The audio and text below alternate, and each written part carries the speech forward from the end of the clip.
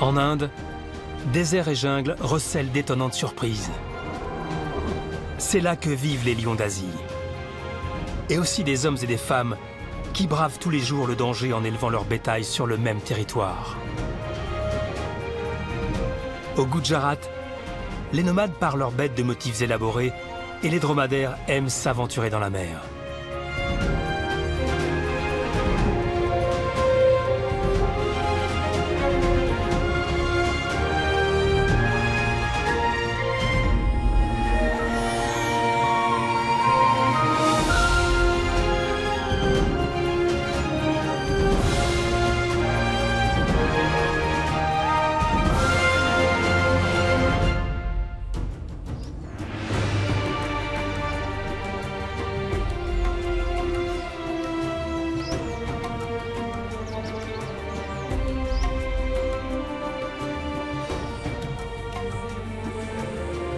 Dans ces forêts de l'ouest de l'Inde, vivent des félins qu'on ne s'attend pas à croiser en Asie.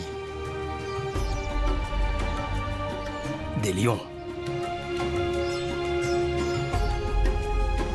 Les rois des animaux sont là depuis toujours, tout comme les Maldaris, avec qui ils partagent ces terres.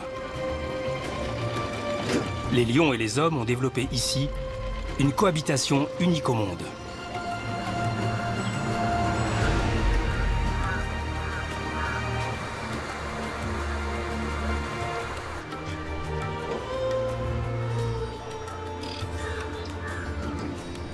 À l'écart des routes touristiques, l'État du Gujarat est cerné au nord par le désert et au sud par les bois du parc national et sanctuaire faunique de Gir.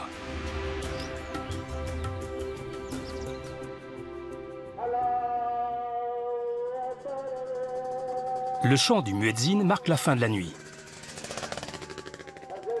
Murat Mohamed est un lion tracker, un traqueur de lions. Il veille sur les félins sauvages. Comme tous les matins avant le lever du soleil, Murat prend un thé de chai à l'une des échoppes du Sasan Gir, le parc Gir. Il retrouve ses collègues, gardes, chauffeurs et lion trackers comme lui. Un autre stimulant que le thé permet à ces hommes de lutter contre la fatigue, le gutka. Ce produit très populaire est un mélange de tabac à mâcher, de noix de bétel et de chaux. En fait, il est interdit. Mais on en prépare partout au bord de la route. Il s'agit de bien malaxer les ingrédients et de placer la préparation à l'arrière des dents. Murat en emporte en prévision de la longue journée qui l'attend. Il fait encore nuit quand il entre dans la jungle. C'est l'heure où les fauves sont en chasse.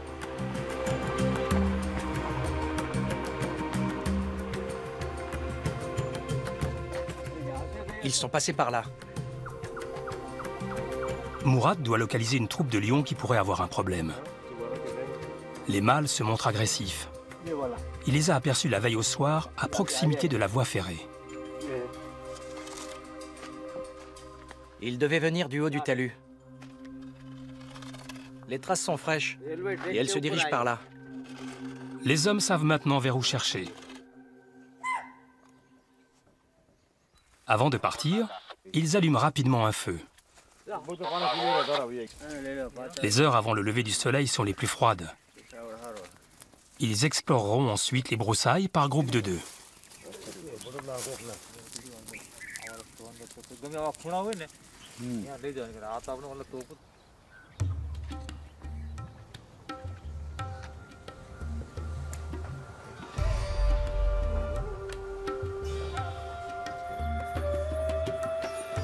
Les villages des Utampa et des Maldaris sont protégés des lions par de simples haies d'épineux.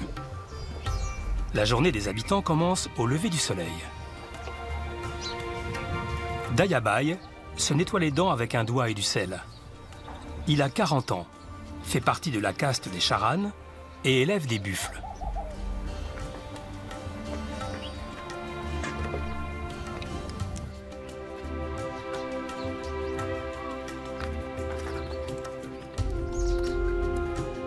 Les buffles passent la nuit dans la cour, à l'abri. Les 4 filles de Dayabai travaillent avec lui. Ici, il n'y a pas d'école.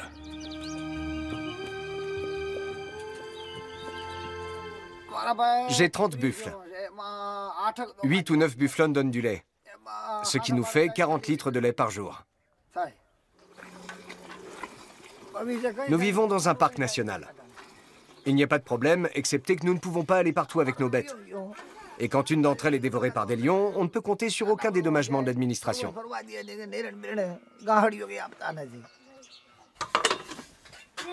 Tous les matins, Rani Ben, la femme de Dayabai, cuit le pain de la journée sur un feu ouvert.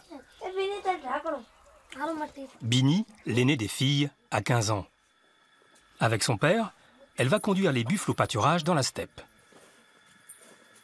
Elle range sa boîte repas dans une sacoche à bandoulière faite avec de vieux sacs de riz. Sa sœur cadette, Lakshmi, prépare une offrande parfumée avec du charbon et des essences de fleurs de coton.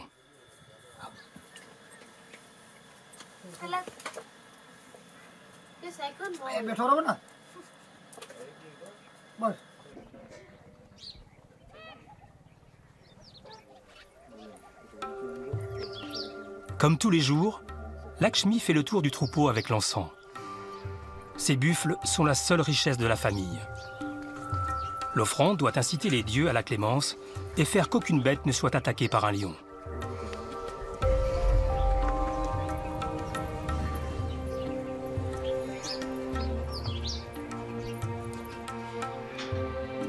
Dayabai peut ensuite ouvrir la porte et quitter avec son aîné la protection des haies d'épines.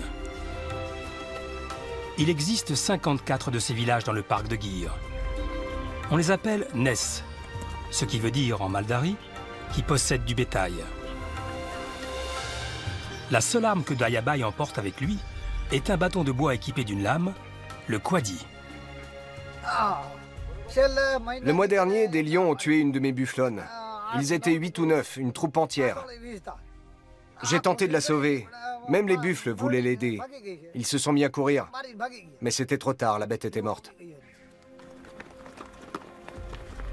Bini n'emporte avec elle qu'un bâton de bambou et un sac de provisions. Pourtant, Dayabai n'a pas peur pour sa fille. Nous vivons ici depuis des générations. Depuis tout ce temps, nous avons l'habitude. Et nos enfants aussi. C'est comme ça. Et puis, nos buffles nous protègent parfois. Du coup, on a moins peur. Rani Ben n'a pas l'air aussi détendue. La plupart du temps, elle reste au village. Elle ne le quitte que pour aller ramasser des excréments frais, précieux pour la culture des légumes. Qu'est-ce qu'on peut faire, nous, les femmes, si on croise un animal sauvage? On ne se sent en sécurité que lorsqu'un homme nous accompagne. Nous avons peur quand nous allons dans la forêt avec les enfants pour chercher de la nourriture. Les lions s'attaquent rarement à un humain. Ce sont surtout les buffles qui les intéressent. Dayabai ne s'inquiète pas plus que ça. Il n'y a aucune raison de s'en faire. Les lions se nourrissent de buffles, donc ils les tuent. On ne peut rien y changer. Parfois, les lions me prennent une bête à 50 000 roupies, parfois même une à 100 000. Il y a toujours de nouvelles attaques, y compris dans le voisinage immédiat des villages. Les lions d'Asie forment une espèce à part qui se distingue de celle de leurs cousins d'Afrique. Cette espèce, presque éteinte, ne vit plus que dans les forêts de Gir.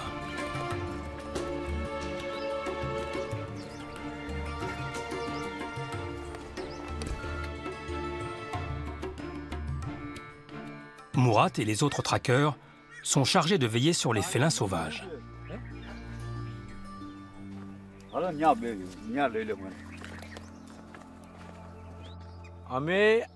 Nous localisons les troupes de lions et nous vérifions qu'il n'y a pas d'animaux blessés.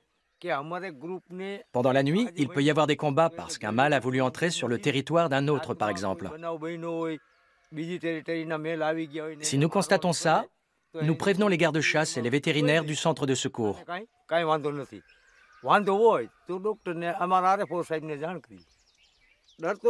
Bien sûr, c'est dangereux, mais on a de l'expérience. Nous observons bien les animaux et nous nous adaptons à leur comportement. On lance des avertissements pour que l'animal garde ses distances. Et puis, il y a toujours des collègues à proximité que nous pouvons appeler à l'aide. Le mâle de cette troupe est très agressif. On ferait bien d'appeler les autres. Lors de l'accouplement, ils sont dangereux. Dans ces cas-là, il ne faut pas rester seul. Nous sommes attentifs au rugissement. Leur fréquence change pendant la période de reproduction.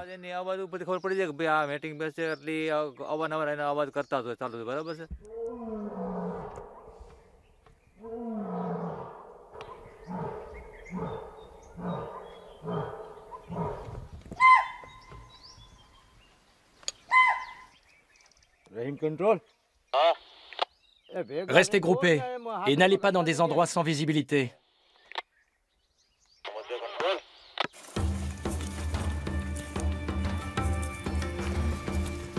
Dès le lever du soleil, la température grimpe très vite.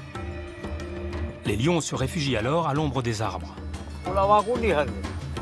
Une douzaine de traqueurs travaillent dans le parc. Ils orientent leurs recherches d'après les excréments des félins, les signaux d'alarme des autres animaux, l'herbe écrasée et aussi le vol des corneilles qui tournent au-dessus des restes de repas. Des traces fraîches dans la boue. Ils ne sont pas loin.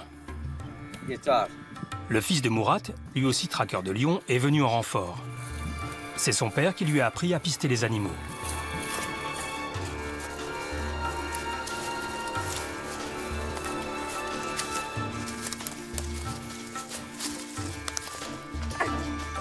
Ils sont 3. Il y en a un devant dans l'ombre. On devrait les contourner par l'arrière. Une troupe entière, tout près. Les traqueurs font le point. Combien sont-ils? Quel âge ont-ils? Ils cherchent aussi à voir si un animal est blessé, s'ils se sont battus pendant la nuit, s'ils ont capturé des proies.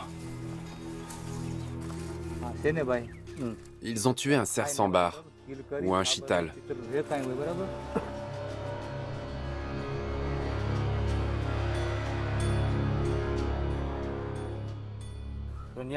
Nous avons trouvé 7 individus. 2 grands mâles que nous appelons Pachada en Gujatari, ce qui signifie adulte et fort. Les autres sont 2 femelles et 3 jeunes, qui ont entre 1 an et demi et 2 ans. Ils se portent bien. Le travail est fini pour aujourd'hui. La troupe a été localisée et comptée. Aucun blessé n'est à signaler.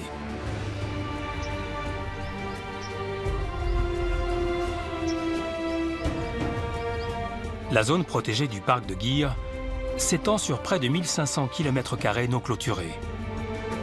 De grandes espèces comme les cerfs axis, les cerfs sambar et les antilopes vivent ici. Ils sont les proies favorites des alligators, des léopards et aussi des lions. Au début du XXe siècle, il ne restait plus qu'une vingtaine de lions d'Asie. Un programme de protection rigoureux a été mis en place et aujourd'hui, on compte à nouveau 540 individus. La forêt représente un défi particulier pour les lions. Un tapis sonore couvre le sol, le feuillage des nombreux tecs. Pour les jeunes animaux, la priorité est d'apprendre à se déplacer le plus discrètement possible. Il s'agit d'éviter tout craquement.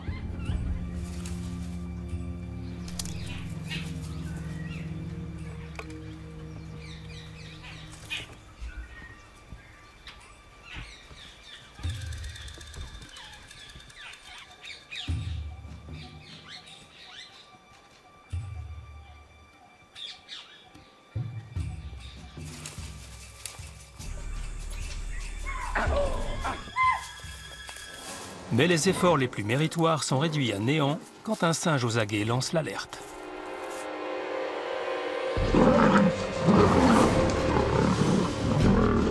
La forte augmentation de la population des lions est une belle réussite, mais elle pose aussi un gros problème.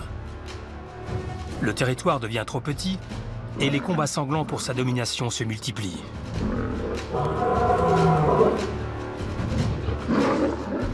Un centre de secours a été créé pour venir en aide à toutes les espèces menacées, mais plus particulièrement aux lions et aux léopards. Une sorte d'hôpital de la jungle.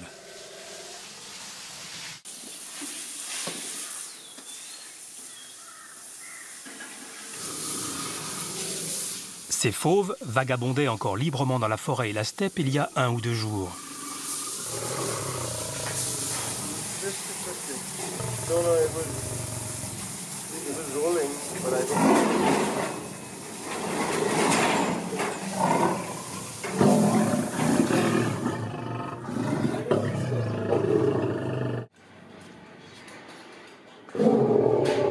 Un patient vient tout juste d'arriver. Un mâle d'une taille imposante. Le roi des animaux prend plutôt mal la situation. Il a visiblement perdu la lutte pour son trône. La cage, qui peut se resserrer, permet de traiter l'animal sans avoir besoin de l'anesthésier à chaque fois, car il n'y survivrait pas. Le scrotum du lion a été déchiré. Le blessé est sous la garde du docteur Chirag Badesia depuis 24 heures.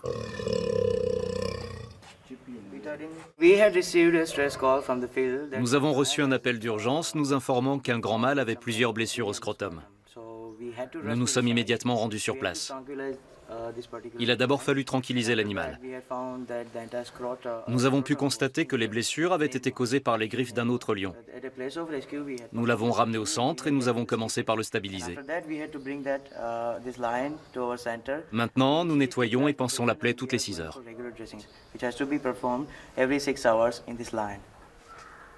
En fait, le lion a d'autres blessures graves. Le docteur Chirag se donne corps et âme à la conservation des fauves du parc. Il arrive qu'une dizaine d'entre eux aient besoin de soins en même temps.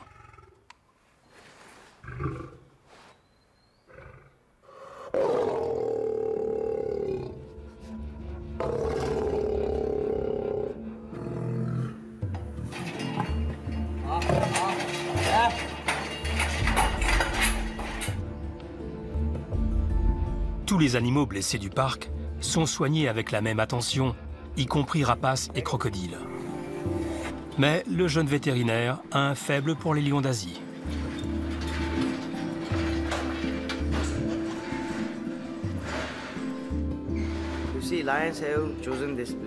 Les lions ont fait de cet endroit leur territoire. La relation entre eux et les populations locales est très particulière. Et cela nous aide à préserver les grands félins.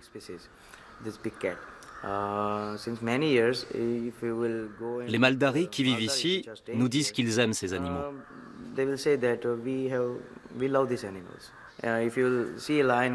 Quand on croise un lion dans le voisinage, l'attitude de chacun laisse entendre « Je te respecte tant que tu me respectes ».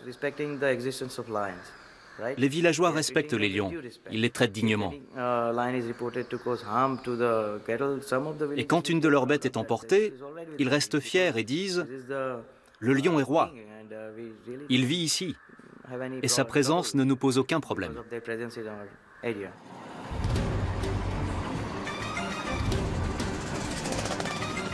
La fierté d'être le dernier sanctuaire des lions d'Asie se ressent partout au Gujarat.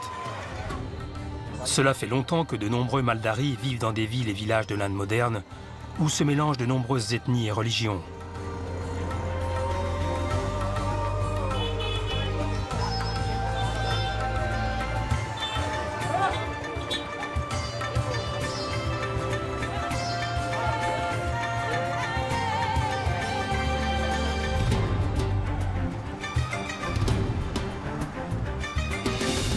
Plus on se dirige vers le nord de l'État, et plus le paysage devient aride.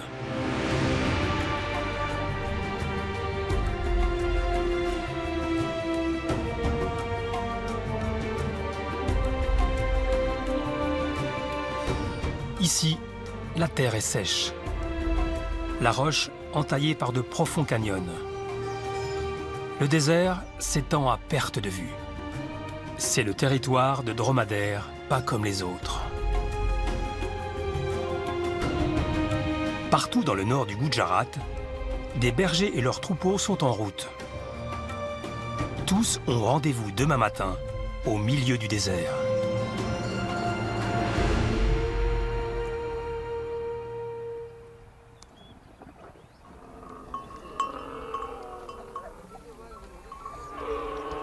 Le blatèrement d'un millier de dromadaires remplit l'air froid.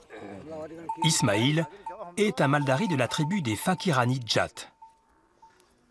Il espère bien gagner aujourd'hui un prix de quelques roupies à la fête des dromadaires. Au concours de tonte peut-être, ou à celui de traite.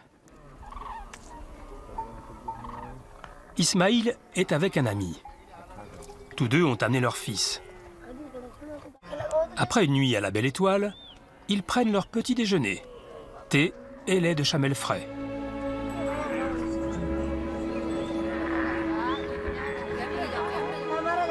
La lumière de l'aube éclaire peu à peu un monde merveilleux. Les différents groupes de Maldari, Rabari, Fakirani et Charan portent leurs vêtements traditionnels et parlent leur propre langue.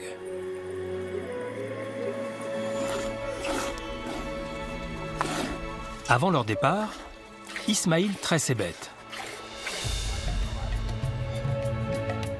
Le plus beau dromadaire sera désigné aujourd'hui. Une ONG qui s'occupe de ces populations semi-nomades a organisé cette rencontre. La plupart des bergers ne savent ni lire ni écrire. L'enregistrement s'effectue par une empreinte digitale. Chaque animal participant est doté d'un numéro.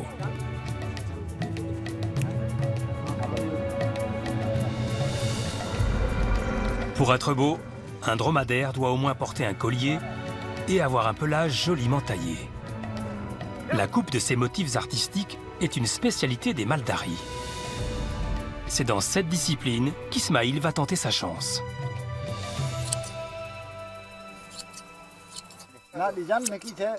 J'ai un motif en tête et j'essaie de le reproduire aussi bien que possible.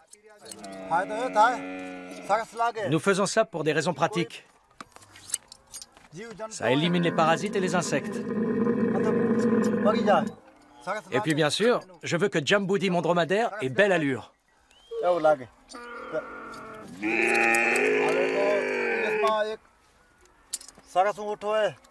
Si ce sont de bonnes bêtes et que j'ai de bons ciseaux, j'arrive à faire 2 à 4 coupes par jour. Le pelage met 2 mois à repousser.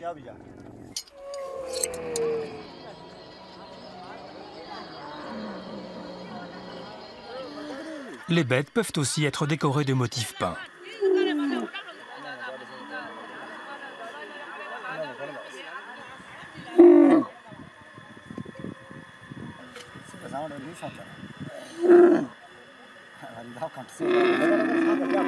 Qu'ils soient Fakirani ou Rabari, les Maldari portent toujours leurs costumes et parures traditionnelles.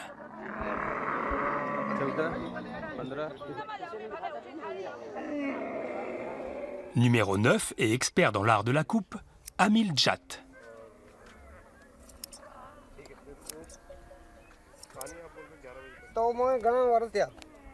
Je fais ça depuis tellement longtemps. Je n'avais même pas encore de barbe quand j'ai commencé. Les Maldari adorent ce style de tonte. Et nous voulons toujours être les meilleurs. Nous aimons bien les compliments. Si quelqu'un veut faire pareil, il suffit de regarder. C'est comme ça que j'ai appris. J'ai mémorisé certains motifs, j'ai vu comment faisaient les autres, et je les ai imités. Ismaïl est admiratif. Aujourd'hui, il a trouvé son maître. C'est sans aucun doute Amil qui a réussi les plus beaux motifs. Mais Ismaïl a enregistré quelques astuces pour la prochaine fois. Les honorables membres du jury. Comme les bergers ne séparent pas les femelles de leurs troupeaux, ce sont les 3 juges qui vont de troupeau en troupeau. Ils recherchent la plus belle bête, la plus belle parure, le meilleur trailleur. Ils examinent et discutent.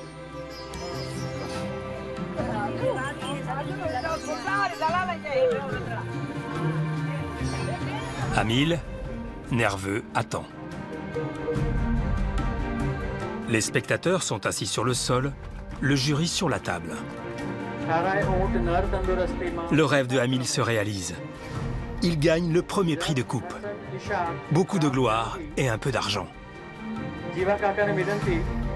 Ismaïl est un peu morose, mais face à Amil, il n'avait aucune chance. Un prix, c'est un tel bonheur. Je faisais ça par pur plaisir, pas pour gagner quoi que ce soit. Mais remporter un prix, ça me remplit de joie.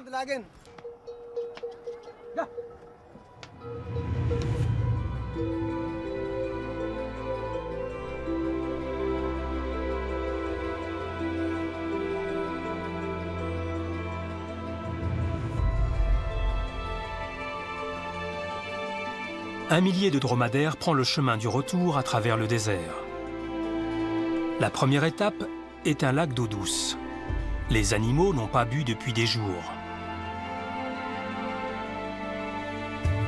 Ismaïl vit avec sa famille dans le désert, tout près des côtes de la mer d'Arabie. Les Fakiranitchat ne sont plus nomades, mais n'habitent pas non plus dans des maisons en dur, juste dans de simples huttes. Leurs relations familiales sont très étroites.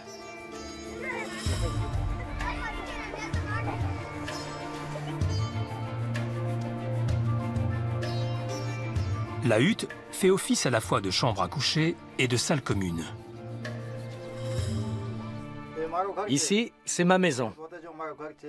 Voici mon père. C'est aussi sa maison. Et celle de mes enfants, mes frères. Nous sommes des Maldaris.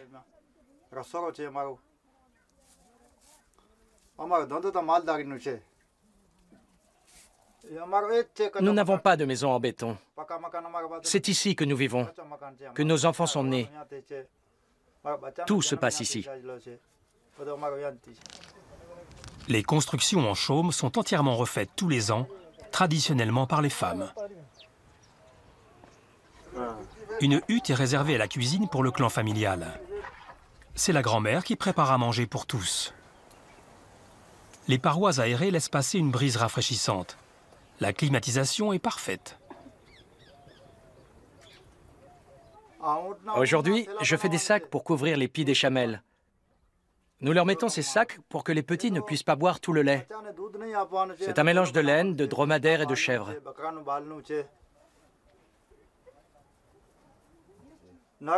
Les mâles, je les vends à des marchands du Rajasthan, mais pas les femelles.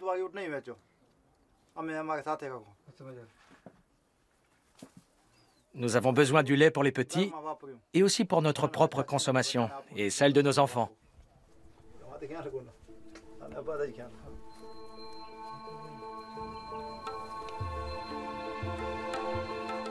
Les dromadaires ont beau être des animaux du désert, les élever ici n'est pas une sinécure.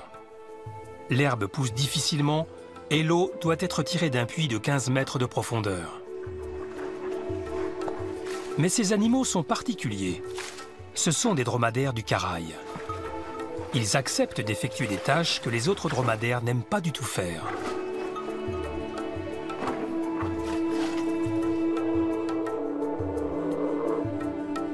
La première mission d'Ismaïl est celle de tous les éleveurs. Mettre tout en œuvre pour assurer la prochaine génération. La femelle commence par se rebiffer. Attacher une patte très haut est une méthode fréquemment utilisée par les Maldaris pour empêcher les bêtes de se sauver.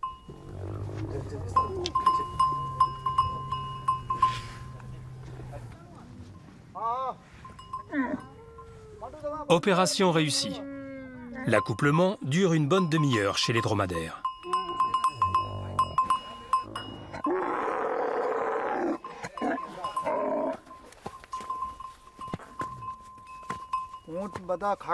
Je n'ai que des dromadaires du Karaï. Ils savent nager. Ils traversent la mer en nageant jusqu'à l'île de Mangrove. Pour ça, il faut que ce soit marée haute. Sinon, ils restent bloqués dans la vase et ne survivent pas.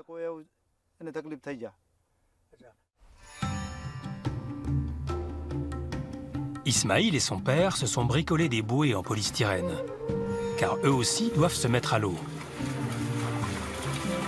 Apparemment, les dromadaires n'ont pas peur.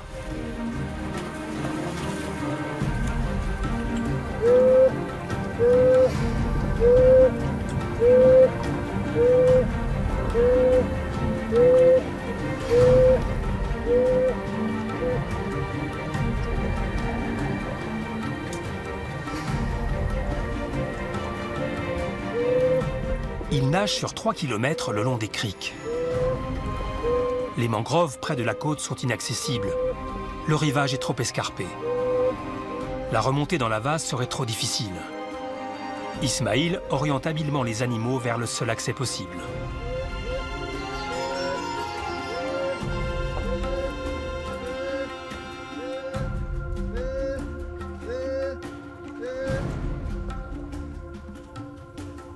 Plus que quelques centaines de mètres dans la boue et le but sera atteint. La mangrove et ses feuilles bien vertes et bien fraîches. Ils aiment bien nager, surtout en été, et aussi pendant la mousson quand il fait encore chaud. Ils se rafraîchissent et se nettoient dans la mer. À marée haute, ils nagent jusqu'à la mangrove pour aller manger.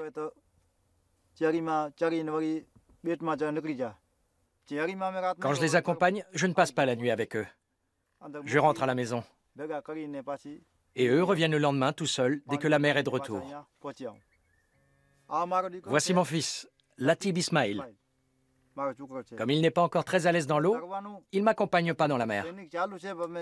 Il m'aide ici sur le bord. Mais il va apprendre à nager avec les dromadaires, comme j'ai appris moi-même avec mon père.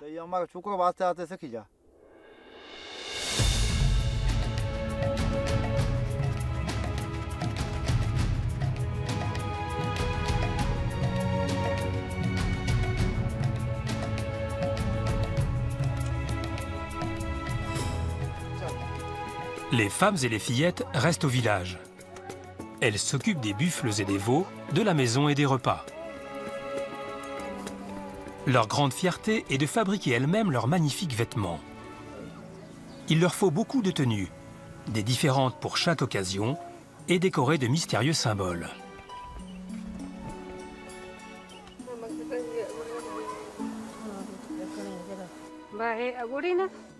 Pour confectionner un nagori pour adultes, il faut 3 ou 4 mois. Ceux pour les fillettes, c'est plus rapide, 1 mois. C'est un gros travail. Les petits miroirs, nous les achetons pour 50 ou 60 roupies au marché. Les fils coûtent entre 500 et 600 roupies. Il nous arrive de vendre une robe. Mais seules les femmes de notre tribu sont autorisées à porter nos vêtements. Personne d'autre. Les superbes agoris sont portés par les femmes à tout moment. Des simples pour les travaux quotidiens et d'autres particulièrement somptueux pour les fêtes.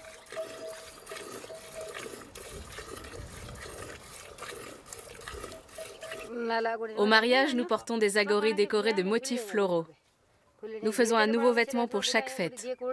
On ne peut pas se présenter avec un agori déjà porté. Ismaïl entend de loin le retour de ses bêtes. Les cloches de son troupeau ont un son bien reconnaissable. Chaque bête a une cloche. Comme ça, je sais si elles sont dans la forêt ou à proximité. Et surtout s'il s'agit bien de ces dromadaires. Au son de la cloche, je reconnais de quel troupeau ils font partie. Celle de mon père ou de mon frère sonne autrement.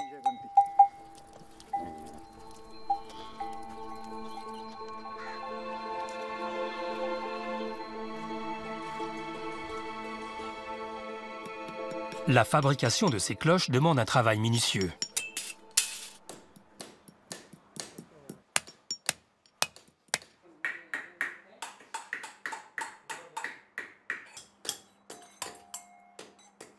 Saddam Hussein dirige un petit atelier de 6 employés.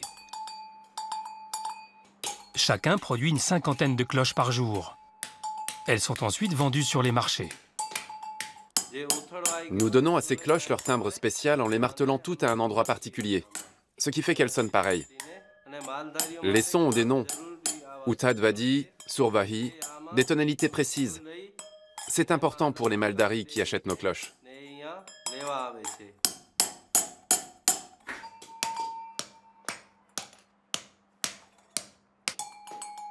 La touche finale est apportée par la femme de Saddam, qui enduit la cloche en tôle d'un granulat contenant du cuivre.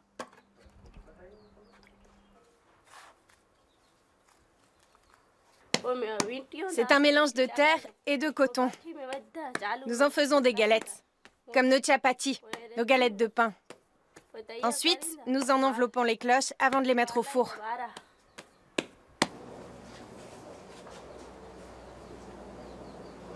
Mariam travaille, elle aussi, sur 50 pièces par jour. Elle les prépare pour le passage au four. Une cuisson très courte. Au bout de 10 minutes, les petites œuvres d'art sont presque prêtes. Il ne manque plus que quelques décorations.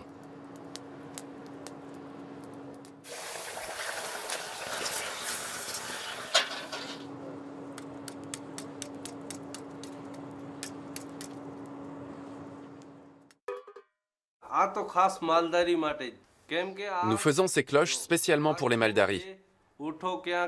Elles sont en tôle plus épaisse et ne cassent pas trop vite, car leurs dromadaires nagent dans la mer et les cloches vont souvent à l'eau.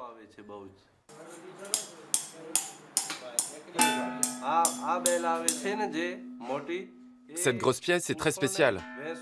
Quand une bufflonne ou une chamelle ne se reproduit pas, il suffit de lui mettre cette cloche. Au bout de 15 ou 20 jours, elle est en gestation. Ça marche à tous les coups.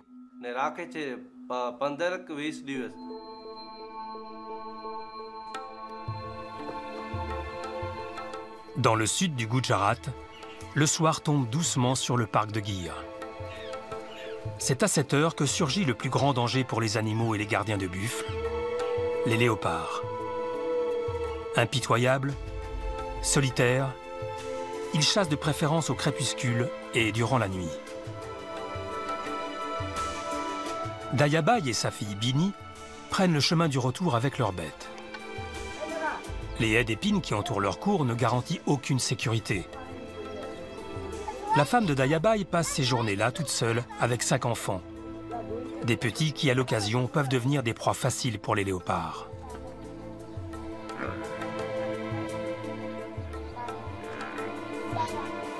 Ravi, le fils de Dayabai, a survécu de justesse à une attaque. L'an dernier, mon fils a été attrapé par un léopard. Dans la cour. Je jouais derrière la maison. Tout à coup, le léopard a surgi et m'a tiré hors de la cour. Il m'a mordu là.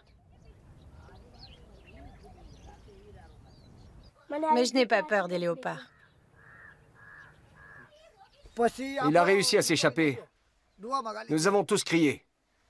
Le léopard a blessé mon fils au visage. Mais même à cette occasion-là, nous n'avons reçu aucune aide de l'administration du parc. Ils nous ont donné 2500 roupies et c'est tout. Les léopards d'Asie. Ils sont 300 à vivre sur le territoire protégé du parc national de Gir. Un nombre élevé. Ce qui les pousse à s'aventurer dans les régions alentours. Les paysans qui habitent loin des forêts du parc, dans de simples huttes ouvertes à tout vent, ne se rendent pas toujours compte à quel point le danger est proche.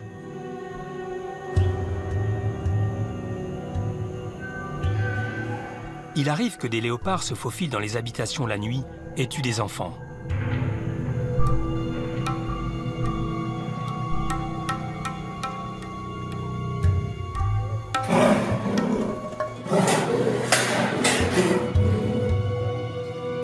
Les léopards d'Asie sont une espèce menacée.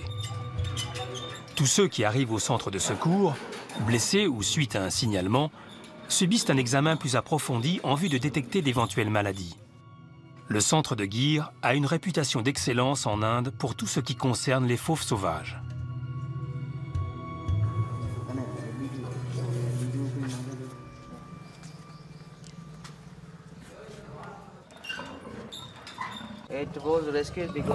Ce léopard a été capturé par nos soins parce que les villageois se sont plaints d'attaques contre leur bétail.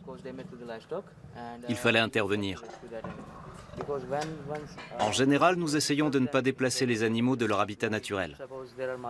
Mais parfois, la cohabitation devient impossible. Pour les familles modestes, par exemple, qui n'ont que 2 ou 3 chèvres. Les paysans ne font aucun mal aux léopards. Ils nous préviennent pour que nous venions les chercher. Au laboratoire, des échantillons de matière fécale sont analysés pour vérifier la présence ou non de parasites. Les poils des proies ingurgitées ne sont pas digérés. Ils indiquent si dans les jours précédents, le léopard a plutôt mangé de la chèvre, du buffle ou un animal sauvage. On peut également, dans certains cas, trouver des cheveux humains. Pour le léopard, tuer des chèvres ou d'autres animaux est naturel. Mais il est difficile de savoir quand il devient dangereux pour l'homme. Si un homme est tué, nous avons recours à des procédés scientifiques pour avoir la certitude qu'il s'agit bien d'une attaque de léopard. Parfois, nous faisons même appel à un laboratoire de médecins légistes. S'il s'avère qu'un léopard a effectivement tué un humain, nous ne le remettons pas en liberté. Les hommes sont les proies les plus faciles pour eux.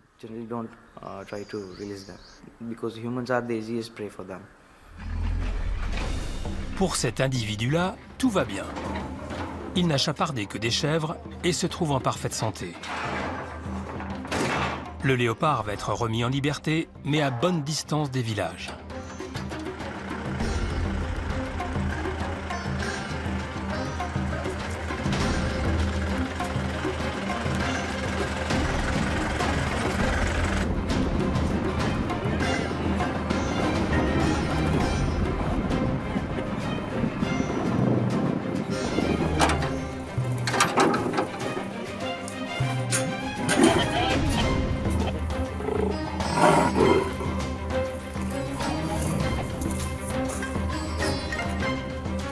Avant de lever la trappe, les hommes se mettent à l'abri dans le véhicule.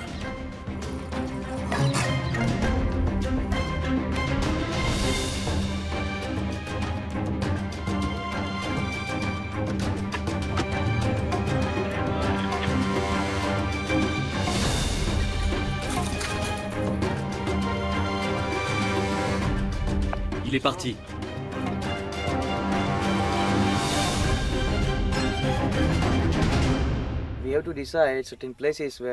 Nous essayons de trouver des endroits sûrs pour les libérer. Il faut qu'ils puissent trouver des proies, de l'eau en abondance, et que les hommes soient suffisamment éloignés. Relâcher un léopard est un grand moment de joie pour notre équipe. Il va continuer à jouer son rôle dans cet écosystème particulier.